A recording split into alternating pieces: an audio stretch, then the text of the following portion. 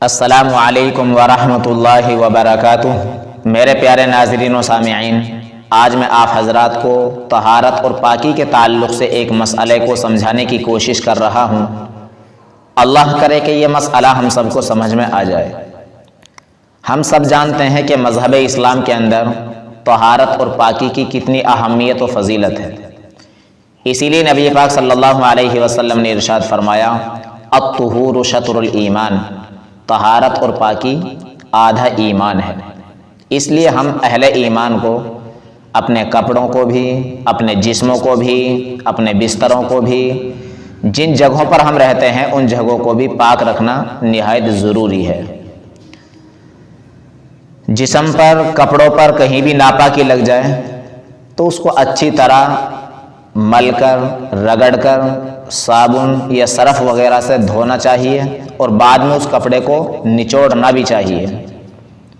لیکن سوال یہ پیدا ہوتا ہے کہ ہمارے گھروں کے اندر بعض بستر ایسے ہوتے ہیں، مثلا کمبل یا موٹے گدے، جن کو نچوڑنا ناممکن ہے یا بہت مشکل ہے۔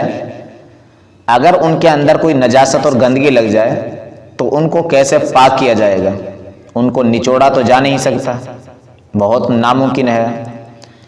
تو ان کے لیے شریعت مطہرہ نے یہ ایک مسئلہ بتلایا ہے کہ اگر کوئی بستر یا موٹا گدا ایسا ہے کہ جس کو نچوڑنا ناممکن ہے تو اس پر پانی ڈالا جائے، سرف صابن کا استعمال کیا جائے اور طاقت کے مطابق اس کو رگڑا جائے، ملا جائے اور پھر اس پر پانی ڈال کر اس کو کہیں لٹکا دیا جائے۔ لیکن ابھی یہ پاک نہیں ہوا ہے، اب اس کو لٹکا کر چھوڑ دو۔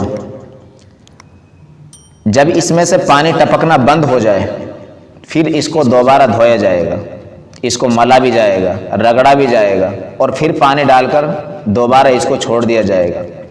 پھر دوسری مرتبہ جب اس کا پانی ٹپکنا بند ہو جائے تو پھر تیسری مرتبہ اس کو دھویا جائے گا، رگڑا جائے گا اور پانی ڈال کر چھوڑ دیا جائے گا۔ اب یہ موٹا گدا یا کمبل یا کوئی دوسرا بستر ہے تو اب یہ پاک صاف سمجھا جائے گا۔ تو یہ موٹے گدے جن کو نچوڑا نہیں جا سکتا، ان کو پاک کرنے کا طریقہ شریعت مطہرہ نے ہم کو یہ بتلایا ہے۔ اللہ تعالی ہم سب کو دین کی صحیح سمجھ عطا فرمائے۔